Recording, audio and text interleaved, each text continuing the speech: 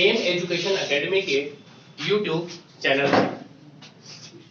हिंदी की श्रृंखला में अभी तक हम वर्णमाला को देख चुके हैं।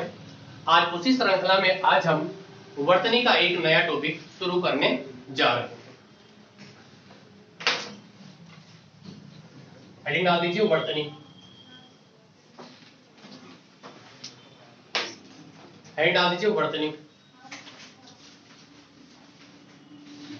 ठीक, चलिए हो गया, डाल दे हेडिंग। बताइए वर्तनी क्या होता है, क्या होती है वर्तनी? वर्तनी वर्ण को शुद्ध रूप को, अच्छा, और इसके अलावा कोई? देखो जैसे आप अंग्रेजी भाषा में बात करूं मैं, तो अंग्रेजी भाषा में वर्ण को क्या कहते हैं? स्पेलिंग, है ना। और अगर बात करूं उर्दू भाषा की, तो उर्दू भाषा में क्या कहते हैं इसे? उर्दू भाषा में कहते हैं हिज्जे। क्या कहते हैं? हिज्जे। ठीक, अंग्रेजी भाषा में जिसका मतलब क्या होता है? स्पेलिंग, और उर्दू भाषा में जिसका मतलब क्या होता है? हिज्जे, उसी का मतलब हिंदी भाषा में क्या होता है? वर्तनी। ठीक, तो वर्तनी का मतलब है किसी शब्द को शुद्ध तरीके से कैसे लिखा जाएगा, है ना। जैसे एक शब्द आपके पास, जैसे आप लिखते हो, ठीक, जैसे एक शब्द लिखा आपने यहाँ पे लिखा, ये, ठीक। बताइए दोनों में क्या डिफरेंस है? ये मिलाना पड़ेगा इसको। अब बताओ। एक है रवाना और दूसरा क्या है? जबकि मैं तो लिखना चाह रहा था खा को, है ना। तो लेकिन अगर आप ऐसे खा लिखते हो, जैसे सपोज खा क्या लिखते हो, कई बार ऐसे लिखते हो, तो ये खा ना होके क्या बन जाएगा? रव। जबकि अगर आपको खा लिखना है तो खा में पूरा आपको यूं मिलाना पड़ेगा लास्ट में, ये, तो ये क्या माना जाएगा आपके पास? ये खा माना जाएगा। ये जब लिखोगे तो रव माना जाएगा, और इसे खा जब लिखोगे तो क्या लिखोगे? पूरा उसे मिला के लिखोगे यहां से नीचे तक, तो उसको क्या कहेंगे? ठीक, शुद्ध वर्तनी। कहने का मतलब किसी भी शब्द को जो शुद्ध रूप में लिखना, ताकि उसका जो एक्चुअल में अर्थ है वही अर्थ हम समझे। मैं लिखना चाह रहा था खाना, अब अगर मैं कोई वाक्य प्रयोग करता हूं, सपोज मैंने शब्द में लिखो आज मैंने खाना खाया, है ना, और खा की जगह ऐसा लिख दिया, तो क्या लिख दो? क्या पढ़ेंगे उसे हम? आज मैं रवाना खाया, है ना। ये है ना, आज मैंने खाना खाया। सपोज ये आपके पास आज मैंने तो सही हो गया, खाना, एक तो ये, ठीक। दूसरा है आज मैंने खाना, दोनों को पढ़ी। अगर खास शब्द को हम सही तरीके से नहीं लिखेंगे तो क्या बन जाएगा? एक कह रहा है कि आज हमने खाना खाया, और दूसरा क्या हो रहा है? आज मैंने रवाना रवाया।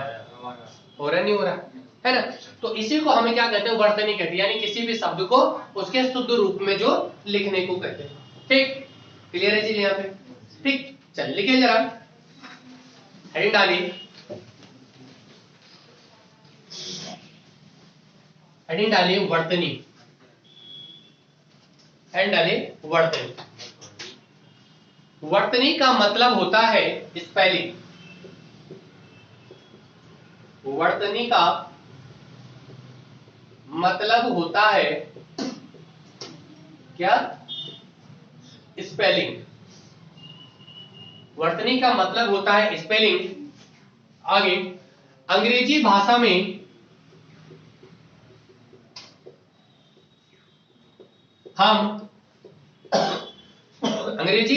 हम जिस चीज को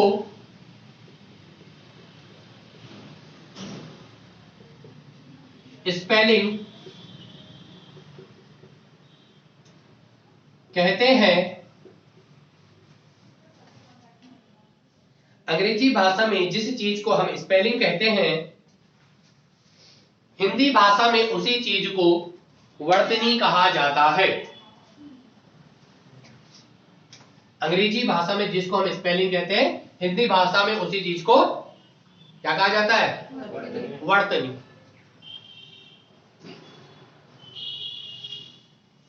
हो गया सबका? ठीक। अब जैसे शब्द है यहाँ पे एक, क्या है, क्या लिखा मैंने? कमल। तो जब मैं कमल लिखता हूं क्या मैं ऐसे लिखता हूं? नहीं। अगर मुझे कमल लिखना है तो कैसे लिखूंगा? ऐसे। ये क्या कहेगी, इसमें क्या कहेंगे हम, अगर ये गलत लिखा है इसको कहेंगे अशुद्ध। क्या कहेंगे? अशुद्ध या फिर वर्तनी। शुद्ध शब्दों को लिखना ही क्या कहलाता है? वर्तनी कहलाता है। क्लियर हुई चीजें? क्लियर हुई नहीं हुई? ठीक। चले हेडिंग डाले, लिखना पहले लिखना वर्तनी संबंधी कुछ विशेष जानकारियां। हेडिंग डालिए वर्तनी संबंधी कुछ विशेष जानकारियां।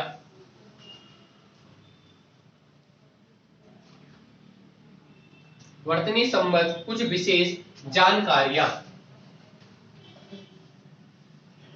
ठीक। पहला लिखिए इसमें क्या कि लिखते समय सावधानी। लिखते समय सावधानी कहने का मतलब कि जब हम वर्णों की लिखावट में सावधानी, वर्णों को लिखते समय उनको सावधानी पूर्वक लिखना पड़ता है। ठीक। लिखिए वर्णों की लिखावट में सावधानी।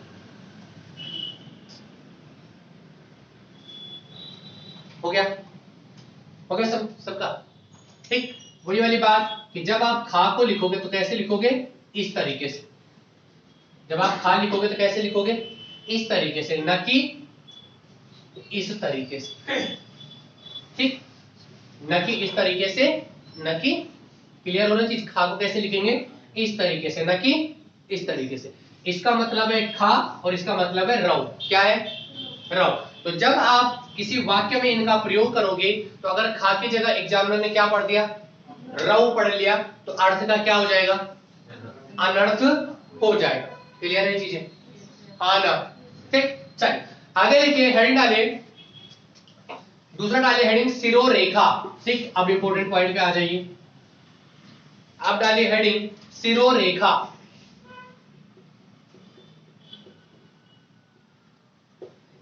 सिरोरेखा। सिरोरेखा हो गया? क्या होती है सिरोरेखा? सिरोरेखा क्या होती है? किसी भी शब्द के ऊपर जो आप लाइन लिंक करते हो ना, जो लाइन खींचते तो उसी को क्या कहते हैं? सिरोरेखा। जैसे शब्द आपने लिखा है समान, क्या लिखा है? ठीक है। तो कईयों की कॉपी देखते हो ऐसे लिखते हैं, है ना? ठीक। समझ गया वो लड़का जिसको मैं कहना चाह रहा हूं। ठीक। तो जब आप इसके ऊपर क्या खींचते हो, ये लाइनिंग करते हो, तो इसी लाइनिंग को क्या नाम दिया जाता है? इस लाइनिंग को, इसको कहते हैं सिरोरेखा। क्लियर है चीजें? अब इसका भी कुछ रूल होता है कि हर वर्ण के ऊपर सिरोरेखा नहीं लगाई जाती। जैसे आप लिखो कमल, क्या लिखो? तो कमल के ऊपर तो आएगी। ठीक। लेकिन सपोज आप लिखते हो शब्द, जैसे आपने लिखा कमल, कमल के ऊपर तो सब वर्णों के ऊपर आ रही, भाई का के ऊपर भी आ रही, मां के ऊपर भी आ रही और ला के ऊपर भी। लेकिन सपोज आप शब्द लिखोगे धर्म, क्या लिखोगे? धर्म। तो यहां पूरे धा के ऊपर नहीं आते, यानी धा के ऊपर सिर्फ बाद वाले पोर्शन पे क्या आती है? सिरोरेखा। क्लियर है चीज? हाँ ना? ठीक। क्लियर है या नहीं है? क्लियर है? ठीक। कुछ ऐसे वर्ण होते हैं जिनके ऊपर सिरोरेखा जो है वो तोड़ी जाती। तोड़ने का मतलब है आगे के पोर्शन पे नहीं लगाई जाती। ठीक। तो पढ़ते हैं, लिखना जरा, हेडिंग डालना सिरोरेखा। लिखना इसमें कुछ वर्ण ऐसे होते हैं, कुछ वर्ण ऐसे होते हैं जिनके ऊपर, कुछ वर्ण ऐसे होते हैं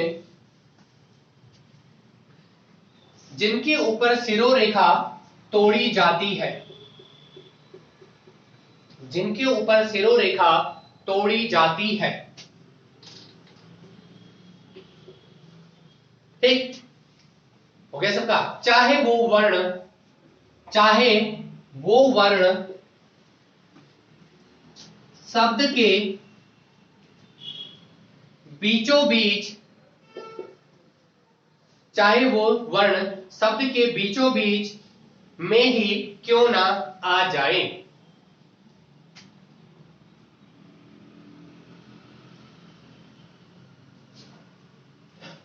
हो गया सबका? बोलो, हो गया? तो ये कुछ ऐसे वर्ण हैं जिनके ऊपर सिरों रेखा तोड़ी जाती है। जैसे धा, क्या आपके पास धा, जैसे था, जैसे अच्छा, जैसे शरा, जैसे भा। तो ये कुछ ऐसे वर्ण हैं जिनके ऊपर आप सिरों रेखा को तोड़ोगे, ठीक है। और इसके अलावा एक और आ जाता है शा, क्या आता है शा। एक और आता है जैसे है आ, इसके ऊपर भी तोड़ी जाती है आ, जो आप छोटा आ, ठीक। चल लिख दीजिए इसको फटाफट से। सभी वर्णों के ऊपर सिरों रेखा लगाई जाती है, सिर्फ किन किन के ऊपर नहीं लगाई जाएगी, किन किन के ऊपर तोड़ी जाएगी? धा के ऊपर, था के ऊपर, अच्छा के ऊपर, शरा के ऊपर, भा के ऊपर, शा के ऊपर और आ के ऊपर। कहने का मतलब जब भी आप वर्ण लिखते हो ना, कुछ वर्ण ऐसे होते हैं जिनमें ना बीच में ऐसा बनता है गोल। जैसे आप लिखोगे भा, तो भा कैसे लिखते हो? एक गोल उंडी बन रही इसके बीच में, अरे बन रही नहीं बन रही, ठीक। ऐसे अगर आपने लिखा धा, तो धा में भी बन रही नहीं बन रही। ऐसे आप लिखोगे था, तो था में भी बन रही है नहीं बन रही। ऐसे आप लिखोगे अच्छा, तो अच्छा में बन रही है नहीं बन रही, ये जो बन रहा है। ऐसे आप लिखोगे शरा, तो शरा में भी बन रही। ऐसे आपके पास भा में बनी रही है और सा में भी ये जो बीच की बन रही है। सिर्फ इसको याद रखना कि आप किसको? आ को। इसके अलावा अगर मैं लिखूं अधर्म, क्या लिखता हूं? अधर्म, तो इसका क्या आ जाएगा? ऐसे लिखोगे, इसे अधर्म। क्लियर है ये चीजें? हाँ ना?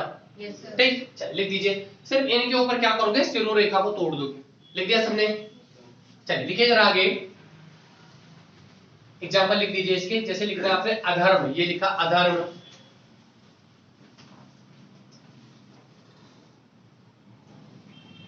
ठीक हो गया। जैसे लिखोगे कभी, क्या लिखोगे? कभी, तो कभी में यो। हो गया सबका? हो गया? याद रखना सिर्फ इनके ऊपर सिरों रेखा तोड़ी जाती है, बाद बाकी सबके ऊपर सिरों रेखा लगती है। तो लिख लो आगे, शेष सभी वर्णों के ऊपर सिरों रेखा लगाई जाती है, लगाई जाती है।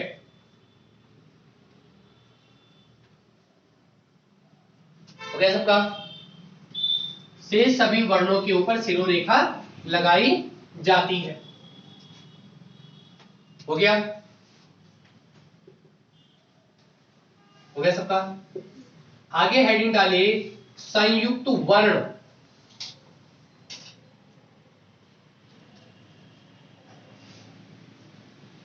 संयुक्त वर्ण। हो गया विपिन? हो गया सबका? क्या है संयुक्त वर्ण की डेफिनेशन, क्या कहती है? अभी तक आपने क्या क्या पढ़े? अभी वर्णमाला खत्म कर चुके हैं हम। उसमें आपने पढ़ा, एक तो आपने पढ़ा क्या? संयुक्त, पढ़ा नहीं पढ़ा? एक आपने पढ़ा संयुक्त व्यंजन, है ना? तो अगर मैं संयुक्त स्वर की बात करूं तो कौन कौन से हैं? ए, आई, ओ, औ। जबकि मैं बात करूं संयुक्त व्यंजन की, तो संयुक्त व्यंजन कौन से होते हैं? अक्षा, रा, या और ये संयुक्त। अब मैं ऐसी बात कर रहा हूं आपसे कि मुझे बताइए संयुक्त वर्ण क्या होते हैं? तो संयुक्त वर्ण क्या होते हैं? दो वर्णों के मेल से बना हुआ नया वर्ण क्या कहलाता है? संयुक्त वर्ण। पता है ना आपको? जैसे ए बना, तो ए किससे मिलके बना है? ए, आ और ई से मिलके बनता है। ऐसे ये किससे मिलके बना है? अच्छा, अगर मैं इसका हलंत हटा दूं तो किससे मिलके बना है? का और बना नहीं बना। तो जब दो वर्ण मिलकर किसी तीसरे वर्ण का निर्माण करते हैं तो उसको क्या कहते हैं? संयुक्त वर्ण। संयुक्त का मतलब है दो से मिलकर बना हुआ। ठीक, तो लिखिए इसकी डेफिनेशन में। अब देखो जरा थोड़ा समझ लो, संयुक्त वर्ण की डेफिनेशन कहती है कि दो वर्णों के मेल से बना एक नया वर्ण क्या कहलाता है? संयुक्त वर्ण। अब जैसे आपने देखा कि जब हमारे पास कोई ऐसा वर्ण होता है, जैसे सपोज आधा व्यंजन है, ये है ना आपके पास, तो आधा व्यंजन को हम किससे डिनोट करते हैं? आधा व्यंजन को हलंत लगा के करते हैं ना? करते नहीं करते? ठीक। अब अगर कभी शब्द के बीच में आपके पास आधा व्यंजन आ जाता है, क्या आ जाता है? शब्द के बीच में आधा व्यंजन। जैसे सपोज एक शब्द आपके पास उज्ज्वल, क्या है? तो इसके बीच में आधे आपको व्यंजन दिख रहे हैं?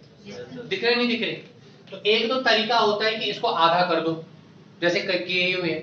दूसरा तरीका क्या होता है कि जब मैं इसे तोड़ूंगा तो क्या लिख दूंगा? उ आधा जा वा आ ला और आ। कहने का मतलब या तो आप इस पे क्या लगा सकते हो, या तो आप ऐसे लिख सकते थे इसको। कैसे? डायरेक्ट अगर मैं लिखना चाहूं, एक तो ऐसे लिख सकता हूं, इसको लिख सकता नहीं लिख सकता, और एक मैं इसको कैसे लिख सकता हूं?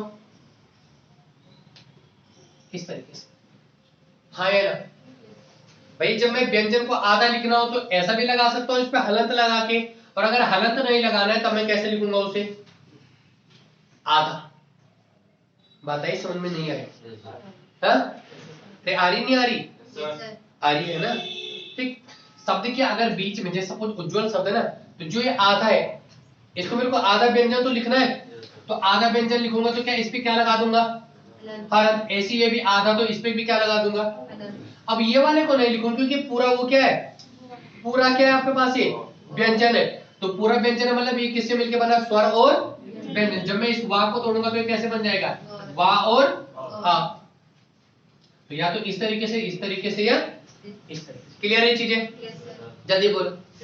ठीक, चलिए लिखिए जरा डेफिनेशन लिखिए इसकी। देखिए संयुक्त वर्ण, दो वर्णों से मिलकर, दो वर्णों से मिलकर बना वर्ण, दो वर्णों से मिलकर बना वर्ण संयुक्त वर्ण या संयुक्त अक्षर कहलाता है। संयुक्त वर्ण या संयुक्त अक्षर कहलाता है।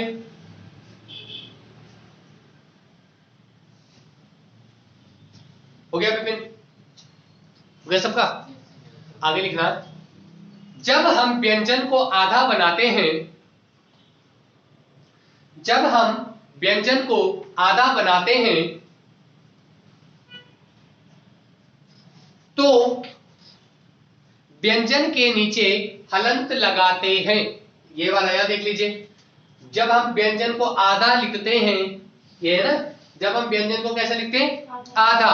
तो उसको करने के लिए पूरा क्या लगा दें उसके नीचे? हलंत। जब हम व्यंजन को आधा लिखते हैं तो उसके नीचे हलंत लगा देते हैं। कहने का मतलब क्या है?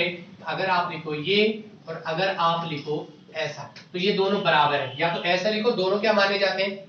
सही माने जाते हैं। ऐसे ये लिखे आपने, या ऐसा लिखते हैं आधा व्यंजन को, या तो फिर ऐसा लिखते हैं। क्लियर है चीजें? ठीक, चलिए आगे लिखिए। यदि शब्द के मध्य में आए हुए व्यंजन आधे हों, यदि शब्द के मध्य में आए हुए व्यंजन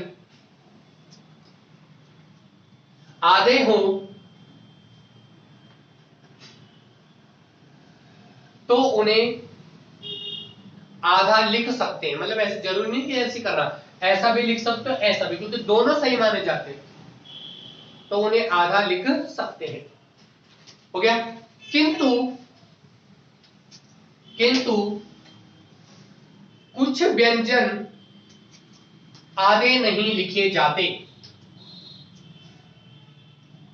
कुछ व्यंजन आधे नहीं लिखे जाते।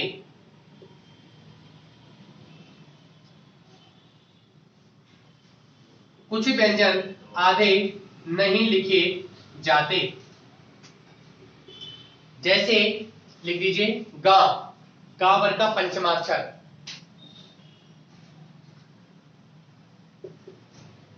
दा हो गया आपके पास, रा हो गया आपके पास और हा हो गया। ये ऐसे व्यंजन है जिनको आप क्या नहीं लिख सकते, आधा नहीं लिख सकते। ठीक, अभी समझेंगे क्यों। लिख दीजिए गा कोमा छा कोमा टा कोमा ठा कोमा डा कोमा ढा कोमा दा कोमा रा और कोमा हा। हो गया सबका? बोलिए, बढ़े आगे। ठीक, ये ऐसे व्यंजन है जो आधे नहीं लिखे जा सकते। ठीक, और बाद बाकी सभी क्या है, आधे लिखे जाते। हो गया सबका? चलिए आगे लिखिए, हेडिंग डालिए। पहला दा का संयुक्त रूप, एक लिखिए दा का संयुक्त रूप, दा, दा है दा, दा का संयुक्त रूप, दा का संयुक्त रूप। जैसा आप लिखते हो धा, विद्या लिखते हो विद्या। ठीक, तो वही वाला है इसमें, एक होता है इसमें दा और दूसरा होता है या। दिख रहा है? हो गया सबका? ठीक, लिखते जाइए। दा का संयुक्त रूप, पहले डाल दीजिए इसको, दूसरा डाल दीजिए इसको। जैसा आप लिखते हो दा के साथ दा, एक को लिखिए दा, इसके साथ होता है वाह, तो इसको तोड़ते दा और वाह।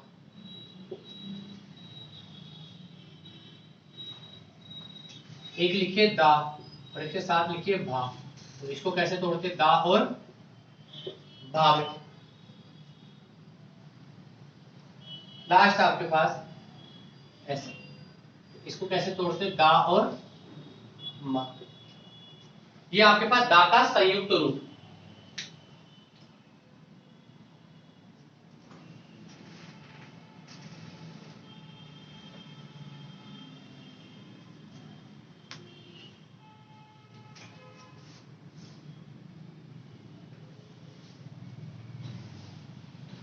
ठीक, हो गया सबका?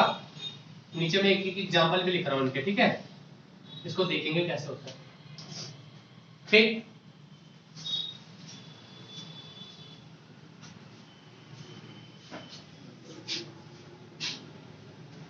आ जाओ।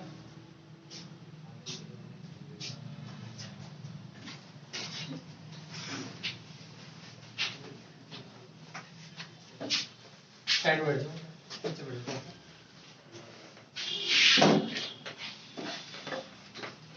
ठीक है, कर दीजिए नोट फटाफट से।